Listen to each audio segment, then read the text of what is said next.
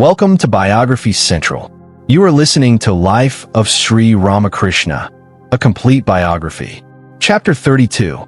Some interesting worthies. As the fame of Sri Ramakrishna spread, people in all stations of life began to be attracted towards him. Once some leading men of Calcutta came to the garden house of Jadu Malik at Dakshineshwar to meet the master. Among them was Maharaja Jatindra Mohan Tagore, who was well known for his wealth and charity. Being requested by the assembly to speak, the master emphasized the need of renunciation and discrimination.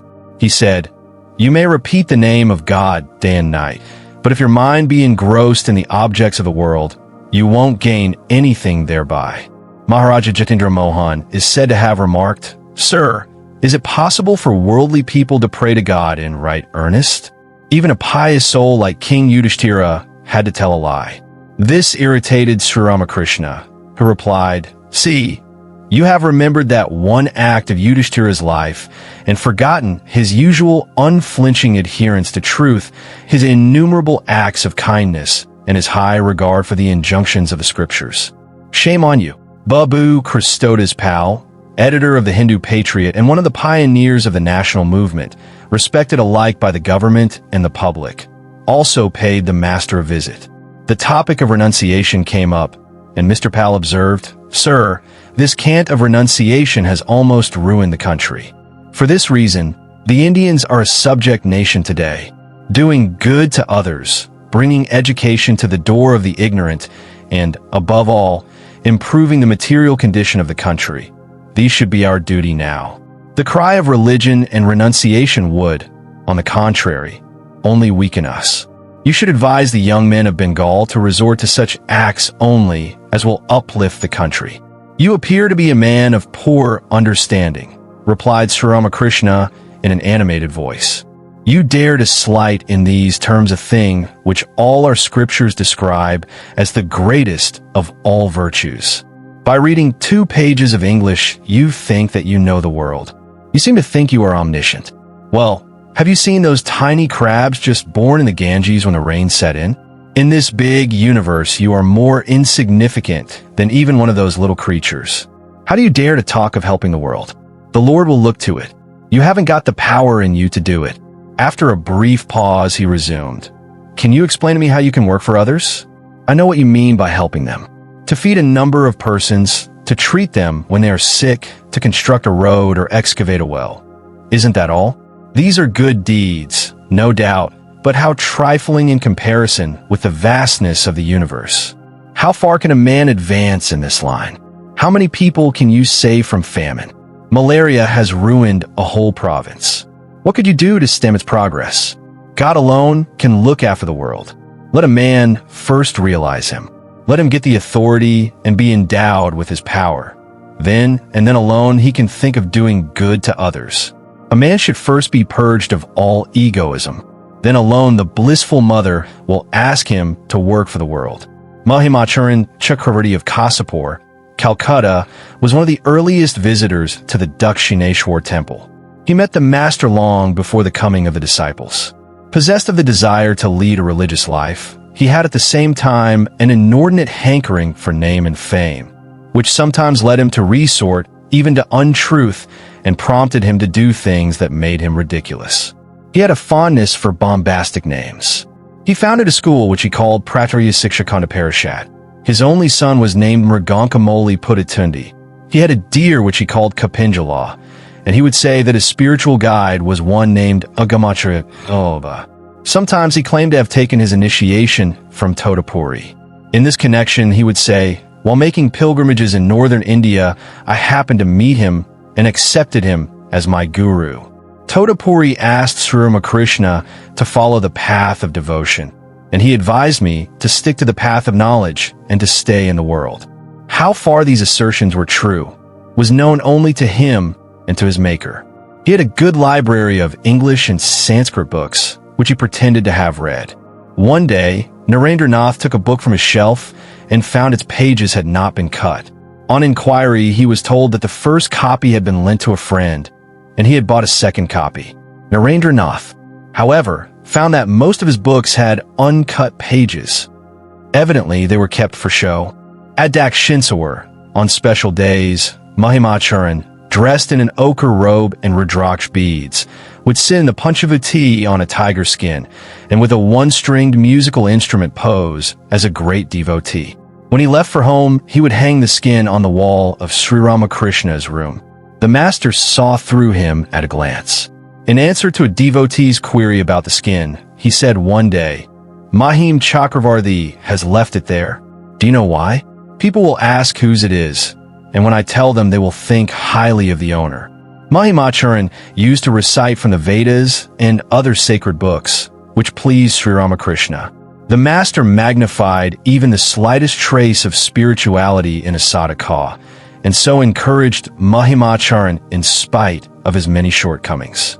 As Mahimacharan was always discussing the Vedanta, the master would try to help him to realize the conclusions of that philosophy. Knowing well that it would not be possible for him to give up the world, the master would say, "What is the necessity of giving up the world altogether? It is enough to give up the attachment to it. But one must practice religious discipline, for one has to fight the senses." Mahimacharan attached too much importance to the study of the scriptures, and the master would exclaim, "How long are you going to read the scriptures? What do you gain by empty discussions? First try to realize him, and for this go through some spiritual exercises, putting your faith in the guru. If you have no guru, pray to God earnestly, and he will tell you what he is like. What will you learn from the mere study of books? So long as you do not reach the market, you only hear a buzzing sound from a distance. But once there, you will find quite a different state of things. Then you will see and hear everything distinctly. After attaining realization, books, scriptures, and sciences appear like chaff. A middle-aged man, named Pratap Chandra Hajra, coming from a village near Kamarpukur, lived for some years at the Dakshineshwar temple.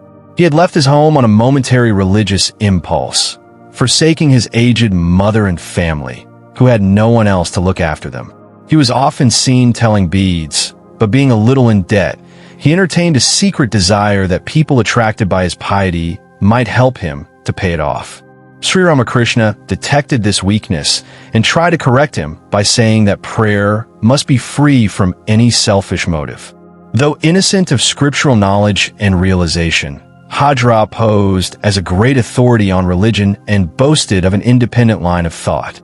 He, therefore, did not pay much attention to Sri Ramakrishna's teaching and often disturbed the minds of the master's young disciples by ridiculing their attitude of devotion to God. He himself pretended to be a believer in the Advaita Vedanta and tried to impose that attitude upon others. For this, the master sometimes took him to task and sometimes reasoned with him about the need of different standpoints for different individuals. Disputation was his foible. So much was he given to it that Sri Ramakrishna often pointed to him as an example of barren argumentation. Disgusted with his vicious habit of poisoning others' minds with undigested philosophical tenets, the master used to say that his presence in the Kali temple was to thicken the plot by adding complications. And yet Sri Ramakrishna did not withhold his love and sympathy from him. Hajra had a good friend in Narendranath who liked to take part in his discussions notwithstanding the master's poor opinion of him. It was Narendra's kind intercession that extorted from Sri Ramakrishna the promise of Hajra's redemption at the time of death, a promise that was actually fulfilled. One day, the master said to Hajra, "Don't eat too much, and give up your fastidiousness about cleanliness. Those who have this habit cannot attain to knowledge. Observe purity as much as necessary, but don't carry it to excess." Another day, he said, "What you are doing is good, but it is not done in the right way. Don't speak ill of anybody, not even of a worm. As you should pray to God for devotion, you should also pray that you may not speak ill of anyone." Hajra, will he hear my prayer? Sri Ramakrishna, yes, 100 times. He cannot but do it if your prayer is sincere. Do people really weep for God as they do for their wife and children? The wife of a certain man at Kamarpukur was ill. He began to tremble, apprehending that she might not recover. He was about to faint thinking about his wife's condition. Who feels the same way for God? Hajra took the dust of Sri Ramakrishna's feet as a token of regard. Sri Ramakrishna, shrinking, I don't like these things. Hajra, shall I not touch the feet of one under whose care I am living?